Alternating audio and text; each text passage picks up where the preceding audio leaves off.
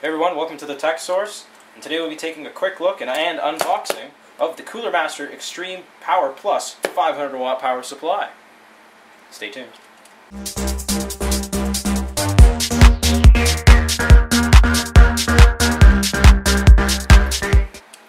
Alright guys, so the Cooler Master Power Plus 500 watt power supply has a 120mm fan. It's got a honeycomb finish, as you can see from the outside. On the side here, it's a standard ATA power supply. It's got very quiet, full protection, PCI Express connector, which is good.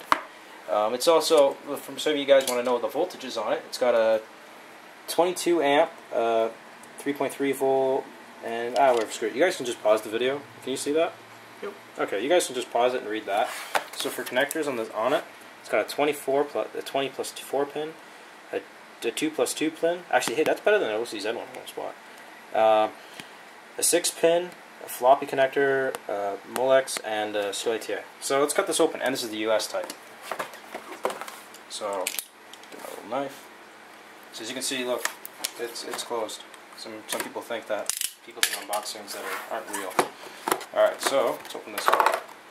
It's got a little installation guide, how to take off your case, how to put your power supply in, all that. It actually explains what every cable is, so that's kind of neat. And it explains your warranty. Gotta love that new power supply smell. It's actually really nice. Smells good. I love that smell. It stays around for about a week or so.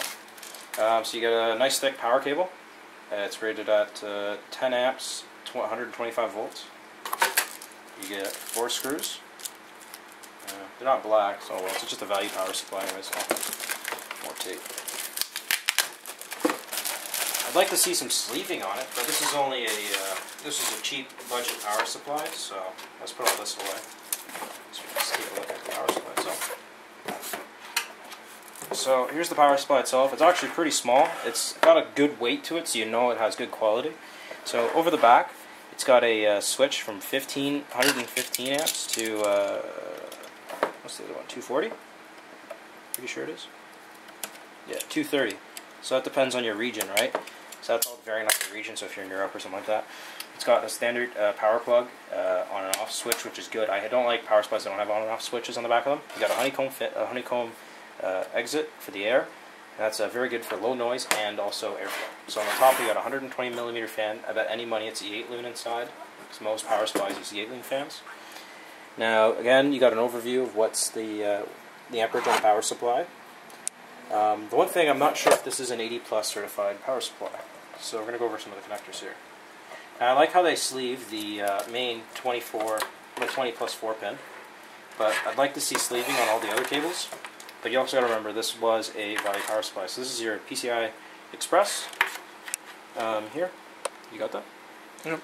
And then you got your 2 plus 2 pins, so you can do an 8. Some other boards require an 8 pin. Now, what else we got? It's all tangled. So we got tons of SATA connectors. Well, serial ATA. You got more of them. We got 4 plus 2 Molex. And then we got a floppy connector and 3 more Molex. So that's it for connectors and things, guys.